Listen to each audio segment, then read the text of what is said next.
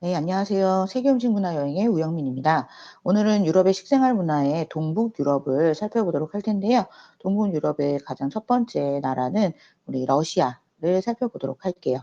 러시아는 이제 자연적인 사회 환경이 어떻게 되는지, 음식 문화의 일반적인 특징, 그다음에 러시아인들이 가장 즐겨 먹는 음료, 그리고 대표적인 음식, 그다음에 러시아를 대표하는 축일과 그때 먹는 음식들에 관련해서 이제 얘기를 좀 해보도록 할게요. 동북 유럽이라고 하는 거는 굉장히 그 위도가 높아서 기후가 굉장히 한랭하고 건조한 지역이에요. 그래서 농작물이나 이런 것들이 거의 자라지 않죠. 그래서 우리나라, 중국, 몽골, 그다음에 그 몽골 위에가 러시아. 러시아는 굉장히 추운 걸로 유명해요. 그래서 대서양의 면에 있는 지역이나 발트해 연안은 그중 따뜻한 지역으로 인제 그나마 농업이나 목축업, 수산업이 좀 이제 발달이 되어 있고요.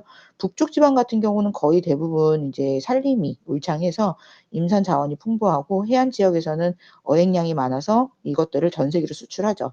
그래서 우리나라에서도 뭐 동태나 그 명태나 이런 것들이 다 "러시아산으로 들어온다."라고 얘기를 하잖아요. 그래서 이런 부분들이 있습니다. 그리고 러시아는 유럽과 아시아를 걸친 이제 다양한 민족들이 함께 모여 살고 있는 다민족 국가로도 알려져 있고, 그다음에 우리하고도 인제 문화적인 정서나 친근감이 가는 가까운 나라로 인제 인식이 되어 있다라는 거. 그래서 우리가 인제 그 러시아만의 고유의 문화를 발전시키고 간직해 온 그런 민족들이라고도 인제 얘기를 드릴 수 있고요. 그다음에 러시아는 우리에게 생소하면서 서양의 다른 나라하고도 전혀 다른 러시아의 특유의 문화를 이제 발전을 또 시켜왔다라고 이제 얘기를 합니다. 러시아에 인제 보시게 되면, 예전에는 우리가 지금은 러시아라고 하는데 예전에는 러시아라고 안 하고 구소련이라고 얘기를 했었어요. 저 어릴 때마다 소련이라고 얘기를 했었는데 너무 차이가 나죠. 영토는 굉장히 넓어요. 그래서 동유럽에서부터 북아시아, 중앙아시아까지도 쫙 이제 펼쳐져 있는 형태로 되어 있습니다. 그래서 여러분들이 지도를 보시게 되면 어마어마하게 큰 땅을 가지고 있는 나라로 알려져 있기도 해요. 그래서 유럽에서는 스칸디나비아 반도, 그러니까 노르웨이, 핀란드, 뭐 동유럽에서는 폴란드, 체코, 슬로바키아 이렇게, 그다음에 아시아에서는 터키, 이란, 뭐 중국, 몽골, 우리나라하고도 인제 접경이 되어 있을 정도로, 그래서 러시아 면적은 미국이나 중국의 한 2배 정도 크기, 중국도 어마어마하게 크잖아요. 근데 그보다도 더 큰 땅을 갖고 있는, 그만큼 러시아의 기후는 그 어느 지역이냐, 어느 면적이냐, 어느 지형에 따라서도 굉장히 기후가 달라질 수밖에 없는 거죠. 그래서 굉장히 좀 약간 다양한 기후성을 갖고 있는 나라 중에 하나라고 보시면 되고요. 러시아는 한랭하고 겨울이 길고 일조량이 적어서 토양이 굉장히 전반적으로 척박해요. 그래서 농업이 거의 이루어지지는 못하는데, 남쪽에 쪼끔 따뜻한 쪽에 이쪽에는 그래도 농목업이 인제 이루어진다라고 인제 얘기를 드려요. 그래서 러시아는 곡창지대로 밀, 사탕, 수수 뭐 이런 거, 해바라기, 이런 농작물이 집중적으로 인제 재배가 되고요.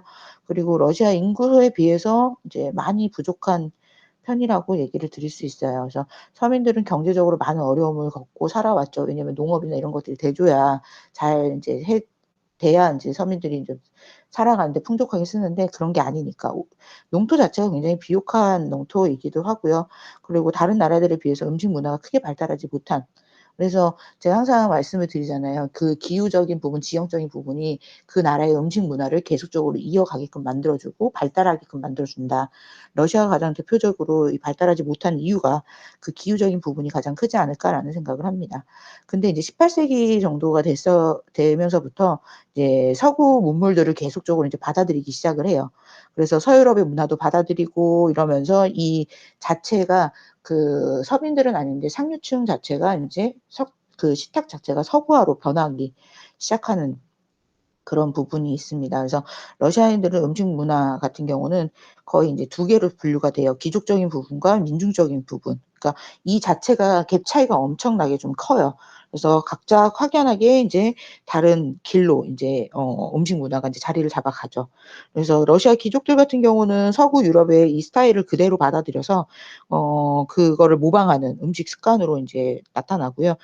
서민들 같은 경우는 그들의 나름대로의 본인들만의 이제 스타일로 음식 문화가 자리 잡아가는 그런 부분들이라고 보시면 돼요. 그래서 식생활 문화가 바로 인제 제가 항상 말씀드리죠. 귀족적인 식생활이나 궁에서 있던 식생활은 사라져요. 근데 서민들이 생활했던 식생활 문화나 이런 것들은 그대로 현재까지 이어온다. 그래서 지금의 러시아의 음식 문화는 거의 대부분이 이제 서민들의 생활 형식 생활 방식에 따라서 내려오는 전해져 오는 그게 인제 가장 크다라고 보시면 될 것 같아요. 러시아의 수도는 모스크바고 언어는 러시아어로 사용한다라는 거. 그리고 국기도 뭐 이렇게 하양, 빨강, 파랑, 빨강 이렇게 돼 있죠. 우리나라도 하얀색, 검정색 그다음에 파란색, 빨간색 이렇게 돼 있죠. 예. 그래서 이 뜻을 국기들만 해도 다 이렇게 뜻이 나타나 있어요. 그래서 여러분들이 한 번 정도 보시면 도움이 될 거고요.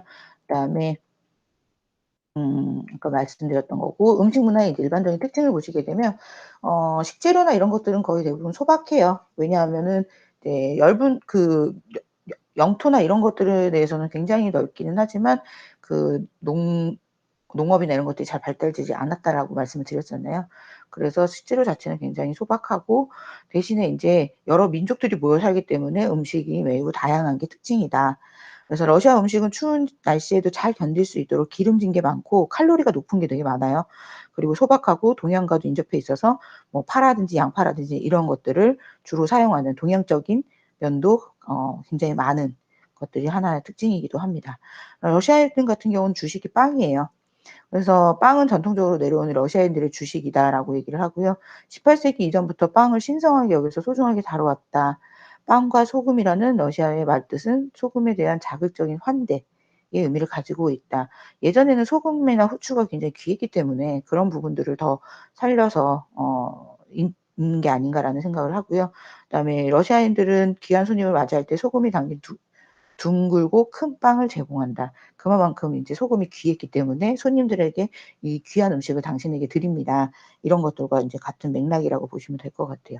그래서 러시아인들의 주식은 빵이다. 그리고 또 죽하고 스프가 인제 발달되는 그러니까 죽을 카샤라고 하고 스프를 시치라고 얘기를 해요. 그래서 러시아인들은 빵과 함께 죽이나 스프를 즐겨 먹는 게 가장 대표적이기도 하고요. 왜냐하면 날씨가 굉장히 춥잖아요. 한랭하고 막 이러기 때문에 거의 대부분 이제 따뜻한 이런 국물 있는 이런 것들을 좀 많이 찾게 되고 그것들을 인제 빵이랑 같이 먹는 그런 음식 문화가 발달이 될 수밖에 없겠죠. 그래서 죽은 카샤라고도 하고 귀리, 보리, 수수를 사용해서 죽을 끓여 먹었다라고 얘기를 하고요. 중요한 자리에서는 늘 죽을 대접한다. 그리고 죽은 우정의 화해의 의미도 인제 가지고 있고 시치라고 부르는 스프는 러시아인들이 가장 기본적으로 먹는 음식 중에 하나라고 보시면 되고요. 거기에 인제 쇠고기나 생선, 양배추나 이런 야채들을 사용해서 스프를 끓여 먹기도 했다. 그리고 고기, 감자, 유제품. 우리가 음식에 고기, 감자, 유제품을 많이 인제 사용한다라는 거 러시아 사람들이. 거기에 인제 쇠고기나 양고기를 많이 먹고요. 고기 요리는 소금이나 후추 정도만 사용해서 담백하게 그래서 고기의 최대의 맛을 살리는 그런 것들이 인제 가장 특징 중에 하나이기도 하고 그다음에 감자는 제2의 빵으로 불릴 정도로 많이 먹는다. 여러분들이 이제는 좀 아실 거예요. 감자라는 거 옥수수라는 거 자체의 식재료는 추운 지방이라든지 또 영토가 좀 비옥한 이런 데서는 굉장히 많이들 먹는 그런 식재료 중에 하나라는 거 인제는 아실 수 있을 거예요. 그래서 러시아 같은 경우도 감자나 이런 것들에 대해서 굉장히 많이 먹는다. 그리고 아이스크림을 즐겨 먹어요. 그래서 러시아 사람들은 모두 아이스크림을 즐겨 먹기 때문에 거리에 아이스크림을 먹는 사람들을 많이 볼 수 있고요.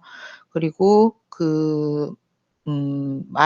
마로제노라고 하는 그 자체가 원래 아이스크림이란 뜻이다라고 이제 얘기를 드릴 수 있을 것 같아요. 추운 지방인데도 불구하고 아이스크림이나 이런 것들을 굉장히 좋아하는 나라 중에 하나이기도 합니다. 그리고 러시아의 음료. 여러분들 러시아 사람들 제가 지난번에도 한번 말씀드린 것 같아요. 러시아 사람들은 날씨가 춥기 때문에 굉장히 독한 술을 많이 먹고요. 그리고 그 독한 술을 먹는 버릇이 있고 습관이 있기 때문에 우리나라 와서 소주 먹으면 "이게 술이야."라고 할 정도로 굉장히 물 취급을 하는 것처럼 그래서 러시아인들은 즐겨 마시는 음료에도 인제 크바스라는 음료가 있고요. 그다음에 보드카 그리고 차를 주로 즐겨 마신다. 인제 크바스라고 하는 거는 신맛이 나는 의미라고 인제 얘기를 드리고요. 거의 대부분 이제 맥주만큼 인기가 있는 청량 음료예요. 청량 음료. 그래서 여기 보시게 되면 요렇게 음 요 형태로 인제 나와 있습니다. 그래서 "크바스는 일반 가정에서 건조된 빵을 이용해서 만들어서 마셨다."라고 인제 얘기를 해요. 그래서 요런 식으로 청량 음료도 인제 많이 마시기도 하고요. 보리, 호밀 이런 것들을 원료로 빵을 만들고 그 특유의 냄새를 없애기 위해서 사과, 배, 딸기, 크랜베리 같은 과일을 사용하고 단맛을 내기 위해서 설탕이나 꿀을 사용해서 만든 네 그런 음료라고 보시면 되고요. 그다음에 러시아에서 인제 대표적인 술 보드카. 보드카를 빼놓고 얘기할 수는 없죠. 러시아에서 유래되어 술 중에 가장 대표적인 술이라고 보시면 되고요.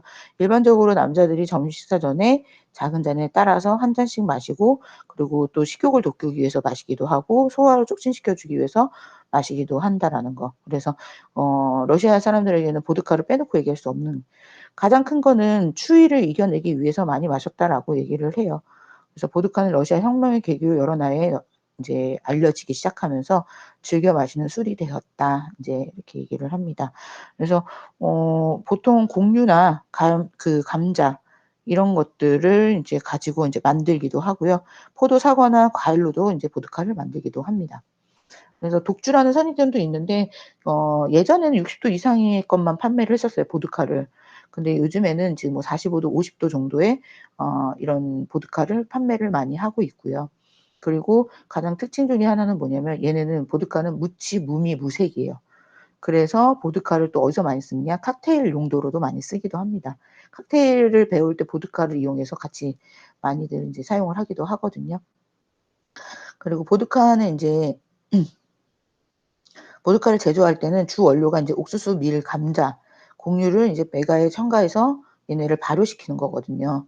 그래서 이거를 증류해서 증류주로 얻고 그다음에 알코올 농도 40 에서 50도 정도로 이제 조절한 다음에 여기다가 인제 활성탄으로 여과를 하고 정제하면 무색, 무미, 무치의 보드카가 완성이 되는 거죠.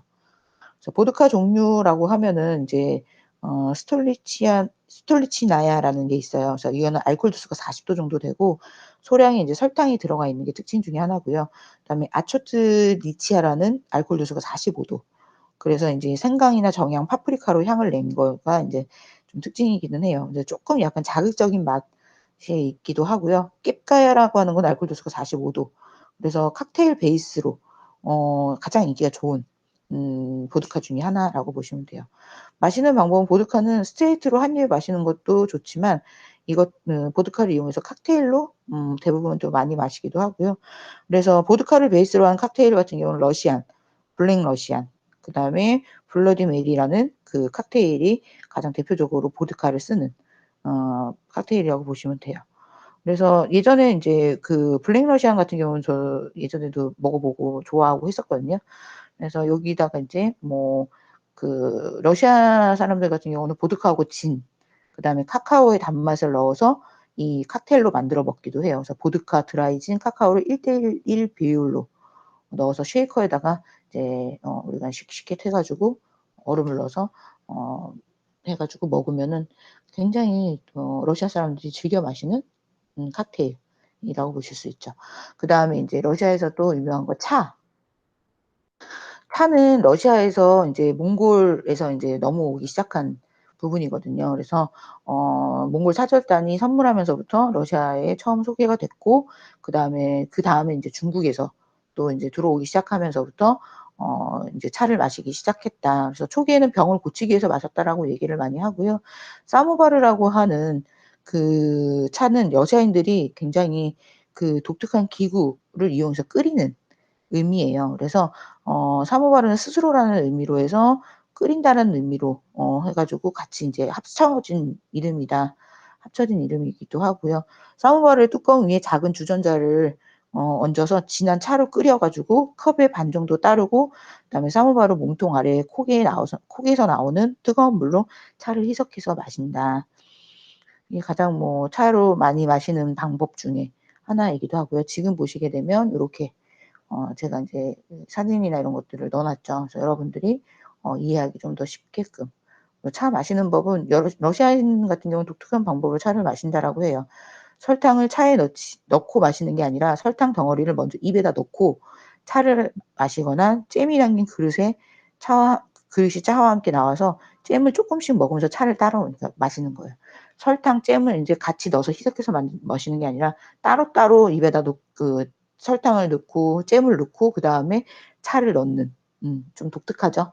예. 그것도 인제 러시아인들만의 인제 방법이다 보니까 고렇게 인제 활용해서 먹기도 합니다.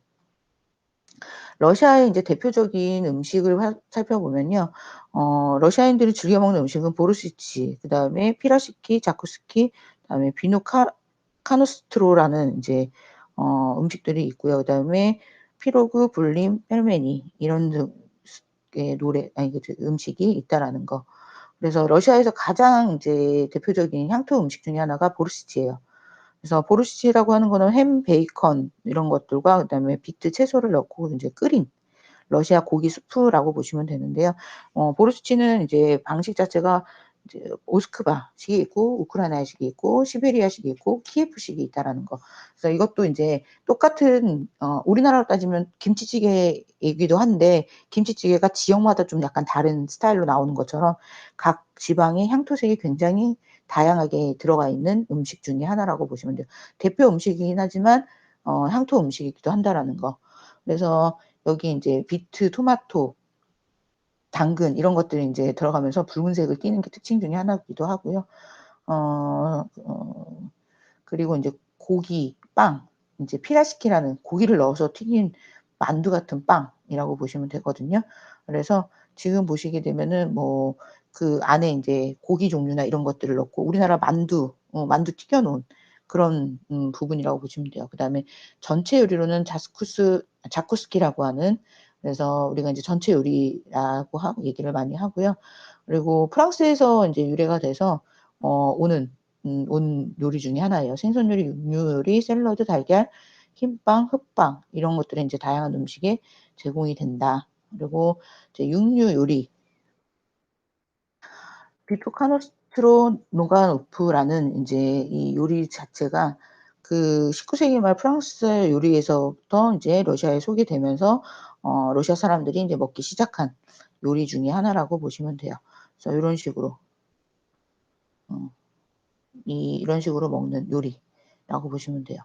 그다음에 팬케이크 불린이라고 하는 불린 팬케이크의 일종이고요. 그다음에 명절이나 축제, 결혼식에 반드시 등장하는 특별 음식 중에 하나라고 보실 수 있어요. 그래서 불린은 태양, 아름다운 날들, 풍성한 수와 행복한 결혼, 건강한 자녀들을 의미한다. 그래서 이런 결혼식에 특히나 많이 먹기도 하고요. 불린에는 우유를 넣은 우유 불린과 메밀가루를 넣은 붉은 불린 이런 것들로 인제 나눌 수가 있는데 거의 인제 불린 같은 경우는 메밀가루로 만들어야 또 맛있게 먹을 수 있다라고 인제 얘기를 많이 하고요. 그다음에 러시아의 전통빵 피로그.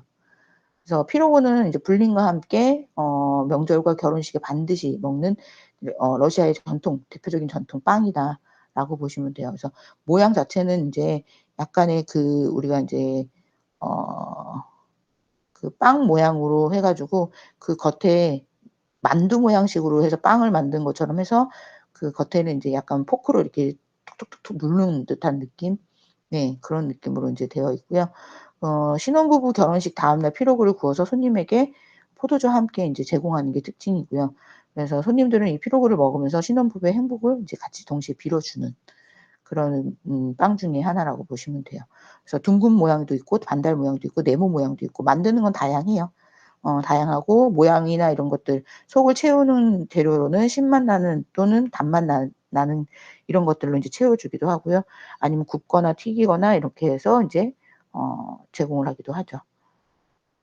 그다음에 러시아식 만두는 요거 이제 펠멘이라고 하는데요. 우리나라 만두하고 이탈리아식 만두 라비올리하고도 굉장히 비슷한 원리로 되어 있다. 그래서 원래는 이제 몽골인들의 음식이기도 했어요. 그래서 이 몽골인들 음식이 시베리안에게 인제 전해져 오기 시작하면서부터 이런 겨울에 먹기 시작한 요리라고 인제 얘기를 드리고요. 그리고 시베리아인들은 펠메니를 만들어서 봉지에 담아서 겨울 내내 찬 곳에 매달아 두고 이거를 인제 한 석 달 정도 보관하면서 인제 먹었다라고 인제 얘기를 합니다. 그래서 이런 음식들 대표하는 음식들이 있고요. 러시아 같은 경우는 인제 그 러시아 정교의 축일과 음식 러시아의 가장 큰 종교 집단이 인제 러시아 정교예요.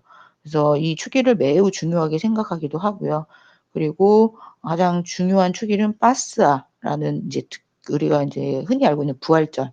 그래서 성탄절을 비롯한 12 개의 대축일과 인제 여러 성자들의 축일이 있다라고 얘기를 해요. 그래서 이 축일마다 또 음식 차이가 또 다 있겠죠. 우리나라도 12 12 달에 한 번씩 다 이렇게 명절이 있었잖아요. 그거는 우리나라 한국 식생활 그때 여러분들 배우셨죠?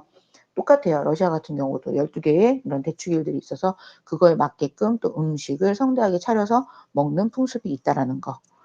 그래서 고런 부분들을 좀 살펴보도록 할 텐데 첫 번째가 이제 부활절 음식이에요. 러시아 종교에서는 인제 7 주간 금식한 후에 부활절을 맞이하게 되기 때문에 다양한 육류하고 식탁에 오르게 되는 그런 음식들이 있고요. 부활절에 인제 케이크와 부활절의 과자, 부활절 달걀 이런 것들을 만들어 먹는 게 특히 특징이죠.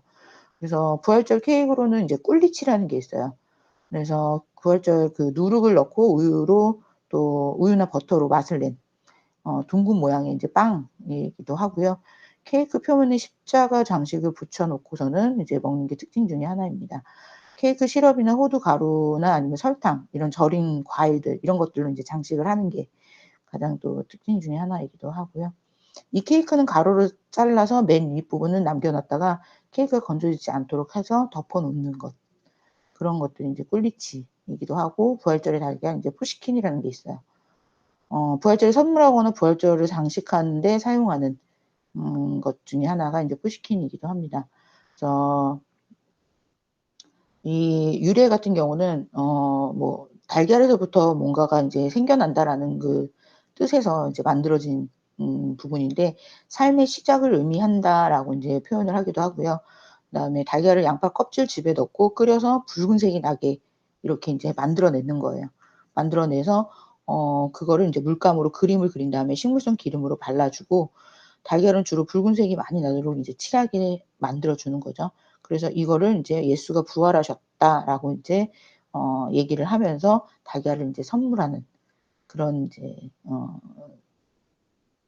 러시아인들만의 풍습이 있습니다. 그다음에 부활절 과자 빠스아라고 그래서 부활절 과자 빠스아는 얘네들이 응고된 우유에다가 이제 뭐 그 버터라든지 우유, 달걀 이런 것들을 넣어서 인제 만들어 낸다라고 얘기를 해요. 그래서 부활절 과자라고 해서 이거를 사각 피라미드 모양으로 만들기도 하고요. 예수 그리스도가 인제 십자가에 못 박혔던 골고다를 인제 나타낸다라는 뜻으로 인제 만들어 먹기도 합니다. 그다음에 인제 성탄절 음식이 있어요. 러시아 종교에서는 영혼을 부활시켜서 더 중요하게 생각하기 때문에 예수 그리스도의 탄생을 축하하는 성탄절을 가장 선대하게 기린다라고 인제 얘기를 합니다. 그래서 성탄절 전야에는 그 별이 뜬 후에 저녁 식사를 시작하고 그다음에 식탁에는 꿀죽 그다음에 과일즙 이런 것들을 반드시 올려 놓고서는 이제 먹었다. 그래서 꿀죽이라고 하는 거는 처음에는 밀이나 통보리나 이런 것들을 인제 이용해서 꿀이나 꿀물만으로 인제 만들었는데 요즘에는 좀 쌀을 많이 이용한다라고 해요. 그래서 검정 깨하고 같은 모양의 양귀비씨, 우유나 건포도 그다음에 설탕, 시럽 이런 것들을 사용해서 만들기도 하고요. 곡류에 인제 하나하나 인제 알을 부활의 생명이라고 뜻을 그 뜻으로 인제 붙여 놓고요. 그다음에 꿀 같은 경우는 건강, 그다음에 양귀비 씨 같은 경우는 가족의 부유함 이런 게 다 인제 뜻으로 들어가 있다라고 얘기를 해요. 그래서 꿀죽을 반드시 이제 먹었다. 그리고 과일즙 부즈바르라고 하는 이 과일즙 같은 경우는 말린 사과하고 배, 체리, 건포도, 서양 자두를 인제 물에 붓고 끓인 다음에 꿀과 설탕을 넣어서 단맛을 내고 그리고 먹는 그래서 유럽인들에서는 인제 콤포트라고 하는 그 일종이기도 한데요. 그 콤포트보다도 훨씬 달게 먹는 음 음료 음식이라고 보시면 될 것 같아요. 그래서 이런 과일즙까지도 인제 먹기도 한다고 합니다. 그리고 러시아인들의 일상식이라고 하면 서양의 다른 나라하고도 인제 굉장히 비슷한 부분을 차지하고 있는데요. 아침 식사에서는 카샤라고 하는 아까 죽 그리고 밀로 만든 빵에다가 달걀, 치즈, 소시지를 넣고 샌드위치를 주로 만들어서 먹거나 아니면은 뭐 차나 커피, 우유를 함께 인제 마시는 게 특징 중에 하나고요. 점심은 인제 정餐으로 먹기 때문에 전체 요리부터 해서 후식까지 전체 요리, 수프, 주요리, 후식 순서로 인제 제공이 되기도 하고요. 전체 요리로는 샐러드, 그다음에 수프로는 보르시치가, 그다음에 주 요리로는 아까 비프 스테이크, 그리고 감자를 인제 주로 제공을 하기도 하고요. 그리고 케이크하고 함께 커피 마시면서 인제 식사를 이제 마치는 거죠, 후식으로. 그리고 저녁은 점심과 비슷하게 제공되는데 단 특징 중에 하나는 스프는 제공하지 않는다는 거, 스프는 먹지 않는다는 거. 그래서 이 러시아 사람들의 일상식을 이렇게 보시게 되면 아침, 점심, 저녁 이렇게 나타낼 수 있다라는 거를 보여줄 수 있을 것 같아요. 러시아 같은 경우도 인제 뭐 음식이나 이런 것들이 서양에서 많이 이제 들어와서 자기들만의 음식 문화로 만들어진 나라 중에 하나이기도 하고요, 대표적으로. 땅덩어리나 이런 지리적인 부분 이런 것들은 굉장히 큰데 그만큼의 인제 뭐 기후라든지 영토라든지 이런 비옥한 부분들이 많아서 많이 이렇게 음식이 발달되거나 이러지는 않는 게 특징 중에 하나라고 보시면 돼요. 그래서 러시아는 여기까지 하도록 하겠습니다.